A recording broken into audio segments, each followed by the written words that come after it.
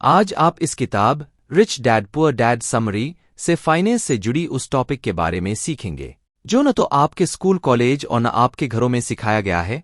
इस किताब में अमीर बनने के ऐसे प्रैक्टिकल तरीके बताए गए हैं जिस पर चलने के बाद आप मैट्रिक्स की जाल से बाहर निकल सकते हैं। ऑथर ने एक्सप्लेन किया है कि अपनी जिंदगी को सिर्फ नौकरी करते हुए गुजारना एक चूहा दौड़ की तरह है और इस दौड़ में रहकर आप अमीर नहीं बन सकते हैं। तो अब आप सोचें कि इस चूहा दौड़ से कैसे बाहर निकल सकते हैं। रॉबर्ट ने rich dad poor book review में समझा है कि अमीर लोग टैक्स देने से कैसे बचते हैं, लायबिलिटी और एसेट्स में क्या फर्क है, आप एसेट्स कैसे बना सकते हैं और इसके कितने तरीके हैं, और आखिर में आप सीखेंगे कि बिजनेस बटा कंपनी चलाने के 3 कौन से सॉफ्ट स्किल्स होना जरूरी है जिसकी मदद से आप पैसे से पैसे बना सकते हैं और एक दौलतमंद इंसान बन पाएंगे। तो इस समरी को फोकस के साथ पढ़ना शुरू करते हैं। रॉबर्ट कियोसाकी अपनी बेहतरीन किताब रिच डैड पुअर डैड में लिखते हैं, आज दुनिया में जितने सारे लोग हैं उनमें से अक्सर लोग अमीर बनना चाहते हैं और इस दुनिया में अमीर बनने के लिए कई सारे रास्ते हैं, इलीगल और दूसरा लीगल। कोई चोरी करके पैसे कमाना चाहता है तो कोई हलाल की मेहनत करके। वैसे दिलचस्प बात यह है कि चोरी करके पैसे कमाने में डिग्री की जरूरत नहीं पड़ती है, लेकिन इसका यह बिल्कुल मतलब नहीं है कि हम में से कोई इस रास्ते पर चलना शुरू कर दे, वरना जेल के काटने पड़ जाएंगे। दूसरी तरफ मेहनत की कमाई के लिए पहले स्कूल जाना पड़ता है, फिर कॉलेज और फिर किसी बड़ी कंपनी में काम करना होता है। मगर सबसे बड़ी समस्या है कि जिस स्कूल और कॉलेज में लोग अपना वक्त देते हैं वह उन्हें नौकरी करने के लिए तैयार करती है, यानी उन्हें पैसे कैसे कमाना है यह तो पता हो जाता है, लेकिन इन पैसे को कैसे सेव करना है, कैसे इनको इन्वेस्ट करना है, इनके क्या तरीके हैं, इनकी मदद हम और आप अमीर कैसे बन सकते हैं, यह बात हमें स्कूल या कॉलेज नहीं सिखाती है। आजकल लोग शायद पैसे कमाने के लिए एक छोटी सी रकम देकर स्किल सीख जाते हैं, मगर अफसोस उनको इस बात का ख्याल नहीं होता है कि कमाई हुई पैसे को मैनेज कैसे करे, फिर इन्हीं पैसों की मदद से पैसा कैसा बनाए। जबकि अमीर लोगों को उनके घर वाले फाइनेंशियली एजुकेट करते हैं, लेकिन सवाल है कि हमें यह सब कहाँ सीखने को मिलेगी। रॉबर्ट कहते हैं, इसलिए तो रिच डैड पुअर डैड किताब लिखी गई है, बस सीखने की आदत बना लीजिए। रॉबर्ट आप लोगों से एक सवाल करते हैं, क्या आपने इस बारे में गौर करने की कोशिश है, एक जैसे दिखने वाले इंसानों में इतने सारे बदलाव कैसे होते हैं। एक ही शहर में रहते हैं लेकिन उनमें से एक इंसान के पास बहुत सारी दौलत और खुशी होती है, जबकि उसी शहर में रहने वाला दूसरा इंसान गरीब रहता है। न उसकी लाइफस्टाइल बेहतर रहती है, न उनके परिवार के मसले हल होते हैं। क्या आपने कभी करीब से इसका जवाब ढूंढने की कोशिश की है? तो ऑथर रॉबर्ट लिखते हैं कि इंसान की सोच उन्हें एक दूसरे से अलग बनाती है, क्योंकि कोई भी काम करने से पहले उस काम का ख्याल उसके दिमाग में आता है, फिर वह इंसान ख्यालों में उसे करने और न करने के बारे में फैसला लेता है, तब जाकर वह अंजाम तक पहुंच पाता है। जैसे मेरे 2 पिता थे, एक गरीब और दूसरे अमीर। एक बार जब मैं बाजार से गुजर रहा था तो मुझे वहां एक खिलौना पसंद आया जो शायद कीमत में ज्यादा होगी। जब मैंने अपने पिता से कहा मुझे यह खिलौना चाहिए, तो मेरे गरीब पिता ने कहा मैं इसे नहीं खरीद सकता हूं, लेकिन जब मेरे अमीर पिता के विचार बहुत अलग थे, उन्होंने कहा मैं इसे कैसे खरीद सकता हूं। अब ऑथर समझाते हैं, जब आप किसी चीज को लेकर शुरुआत में इनकार कर देंगे तो आपको उसे हासिल करने के लिए कुछ नहीं करना पड़ेगा और बात वहीं पर रुक जाती है। लेकिन जब आप किसी काम के बारे यह सोचते हैं मैं इसे कैसे कर सकता हूं, तो फिर अंजाम तक पहुंचने के नए नए रास्ते तलाश करते हैं। यानी अमीरी और गरीबी इंसानी सोच पर निर्भर करती है। रॉबर्ट लिखते हैं, हर शख्स मेहनत से पढ़ाई करता है, अच्छे मार्क्स लाते हैं ताकि उन्हें एक अच्छी नौकरी मिल जाए, लेकिन सवाल उठता है कि लोग यह रास्ते पर चलाना क्यों पसंद करते हैं। रॉबर्ट कहते हैं कि ऐसे पैसे के बिना जीने से डरते, हालांकि अगर वह सही कदम उठाए तो यह वक्त कुछ ही दिनों के लिए होता है और बाद में पैसा ही पैसा मिलता है। लेकिन इंसानों को बोनस, रिवार्ड्स और प्रमोशन बहुत पसंद आती है। वैसे होनी भी चाहिए, लेकिन जब वह लोग इन सब चीजों कम समय में पाना चाहते हैं तो फिर ऐसे लोग 9-5 की रेट रेस में फंस जाते हैं, क्योंकि वह अपनी डिजायर्स को पूरा करने के लिए है और बड़ी अपॉर्चुनिटी को मिस कर बैठते हैं। रॉबर्ट लिखते हैं, पेचेक्स को भूल जाओ और कुछ इनोवेटिव सोचना शुरू कर दीजिए, क्योंकि गरीब लोग पैसे के लिए काम करते रहते हैं, लेकिन अमीर लोगों का पैसा उनके के लिए काम करता है। इस रेट रेस से बाहर निकलकर एसेट बनाने का प्लान बनाइए, क्योंकि एसेट आपको अमीर बनाने में तेजी के साथ मदद करेगी।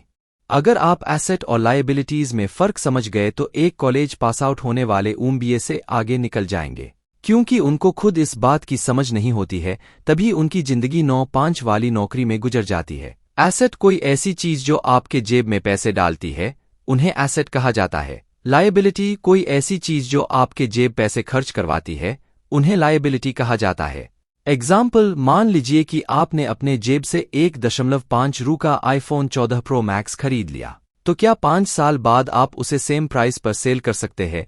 तो जवाब होगा नहीं, क्योंकि वक्त के साथ आईफोन 14 प्रो मैक्स की वैल्यू घटती जाएगी। इस काम से आपके डिजायर पूरे हुए होंगे, लेकिन इसने आपके जेब से पैसे निकले और फिर उसकी वैल्यू कम करवा दी है। लेकिन अगर आप इस 1.5 रु की मदद से एप्पल कंपनी का शेयर खरीद लेते तो 5 साल बाद शायद उसके स्टॉक की कीमत दुगुनी हो जाती है और आपके जेब में आ जाते, और इसी को लायबिलिटी बोला जाता है। और आप U.S स्टॉक्स बाय करने के लिए इन मनी की सहायता ले सकते हैं। ऑथर ने इस किताब में 6 तरह की एसेट्स का जिक्र किया है।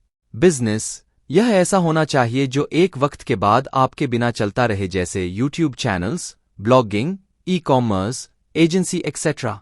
नोट्स, जैसे सरकार की तरफ मिलने वाली योजनाएं, डाकघर, ओल्ड पेंशन एक्सेट्रा। स्टॉक्स, इसमें ब्लू चिप कंपनीज के शेयर्स और म्यूचुअल फंड, इंडेक्स फंड और पीवीएफ। रियल स्टेट, पी, इसमें आप जमीन को सस्ते दाम में खरीदते हैं और कीमत बढ़ने के बाद बेच देते हैं। घर लिया और उसे किराए पर लगा दिया। रोड किनारे मार्केट बनाए और अपनी जमीन को पेट्रोल पंप को लीज पर दे दिया। Royalty from intellectual property, novels, books, E book, Instagram page, music, template, design, art, painting को अगर आप किसी को देते हैं तो उसके कमाई का कुछ आपको मिलता है, जैसे बैकग्राउंड म्यूजिक के लिए रेकरिंग पैसे देने पड़ते हैं। बॉन्ड्स, यह ऑप्शन बैंक और पेमेंट एप्लीकेशन से भी मिल जाती है, जैसे गोल्ड, सिल्वर और प्लैटिनम। इनको आपको डिजिटली भी खरीद सकते हैं। चेंज योरसेल्फ, रॉबर्ट कहते हैं कि आजकल लोग दूसरे के बारे में ज्यादा सोचने लगे हैं। अगर सैलिबस समझ न तो स्टूडेंट्स टीचर को बदलना चाहते हैं, अगर देश में करप्शन हो रही है तो लोग प्राइम मिनिस्टर को बदलना चाहते हैं, अगर काम में मन नहीं लग रहा तो कंपनी को बदलना चाहते हैं। लेकिन सवाल हमें और आपको दूसरों का ख्याल ठीक होता है, लेकिन फिर क्यों हम अपने आप को बदलने के बारे में नहीं सोचते हैं? क्या आप यह सोचने की कोशिश करते हैं? एक कंपनी 2 लोग काम करते हैं, एक की सैलरी लाखों में होती है और दूसरे की 20,000, जबकि दोनों के लिए 8 घंटे है ड्यूटी होती है। तो ऑथर कहते हैं कि जिन्हें 1 लाख मिलता है उसने खुद का बदला है और अपने काम स्किल में बेहतरी लाई, जिनके वजह से पहले उनकी वैल्यू बढ़ी है, फिर उनकी सैलरी बढ़ी है। अगर आपको अपनी गलती का एहसास हो गया है तो उन्हें पीछे छोड़कर कुछ नया सीखो और आगे बढ़ने की कोशिश में लग जाओ। और सीखने के लिए 3 चीजों की जरूरत पड़ती है: एनर्जी, पैशन एंड डिजायर। इनके साथ साथ आपको रिजल्ट तक पहुंचने के लिए जुनून की जरूरत होगी। Use accounting to keep your money. 32,76,948 यह कोई ऐसी वैसी नंबर नहीं है, बल्कि असल में यह यानी साल का डेटा है। अगर एलोन मस्क एक आम नागरिक की तरह पैसे खर्च करना शुरू कर दे जितने के एक अमेरिका के लोग एक में करते हैं, तो एलोन मस्क को 32,76,948 साल जाएंगे, क्योंकि उन्होंने इतने सारे एसेट बिल्ड कर लिए हैं। मतलब वह आज से काम करना बंद कर दे, फिर इतने सालों तक अच्छी जिंदगी गुजार सकते हैं। लेकिन रॉबर्ट आपसे सवाल करते हैं, मान लीजिए कि आपने आज के दिन से कमाना छोड़ दिया, तो कितनों सालों, महीनों, हफ्तों और दिनों तक सर्वाइव कर सकते हैं? क्या अपनी इसकी कैलकुलेशन कर रखी है? कमेंट में इस बारे में मेंशन करे है। क्योंकि रॉबर्ट कियोसाकी की नज़र में आप कितना पैसा कमाते हैं, इस आप दौलत नहीं कह सकते हैं, बल्कि असल दौलत उसे कहा जाएगा कि आप बिना कामे कितने समय तक सर्वाइव कर सकते हैं। सबसे पहली बात, अमीर लोग कैलकुलेटेड रिस्क उठाने के लिए तैयार रहते हैं, इसलिए उन्होंने पढ़ाई कर राखी है, तो या अगर कुछ साल नौकरी भी कर ली तो वह नौकरी सीखने के लिए करते हैं। क्यों सीखते हैं? वह इसलिए सीखते हैं उस नौकरी की प्रैक्टिकल स्किल्स की मदद वह अपने बिजनेस की शुरुआत कर सके। एक स्टेबल इनकम के लिए आप नौकरी कर सकते हैं, लेकिन आपने पूरी जिंदगी इस काम पर लड़ा दी तो समझ ले कि आप चूहा दौड़ में फंस चुके हैं। क्योंकि अमीर लोग कुछ ऐसी बातें जानते हैं जो आपको जानने का नहीं मिल पाता है। मिडिल क्लास लोगों की जिंदगी काम, संघर्ष और टैक्स देने में गुजार जाते हैं, और गरीब लोग कुछ बड़ा करने के बारे सोचते ही नहीं है, क्योंकि वह जिस समाज में रहता है उन्हें इस तरह ब्रेन वॉशेड किया जाता है, जहां उन्हें हमेशा लगता है वह कुछ बड़ा कर ही नहीं सकता है, जबकि उनके सामने कई सारे एग्जाम प्लस मौजूद होते हैं। मगर अमीर लोग रिस्क लेते हैं, बिजनेस करते हैं, इन्वेस्टमेंट करते हैं और फिर उसकी हेल्प से एसेट्स तैयार करते हैं, और इस सफर वह ऐसा सीक्रेट तरीका इस्तेमाल करते हैं जो अमीरों के अलावा किसी और को बहुत मुश्किल पता चलती है। अमीर लोग टैक्स नहीं पे करते हैं, वह लोग कंपनी या कारपोरेशन तैयार करते हैं ताकि सरकार की तरफ से उन्हें बहुत से फायदे मिल सके। और सरकार की नियमों का सही फायदा उठाते हैं।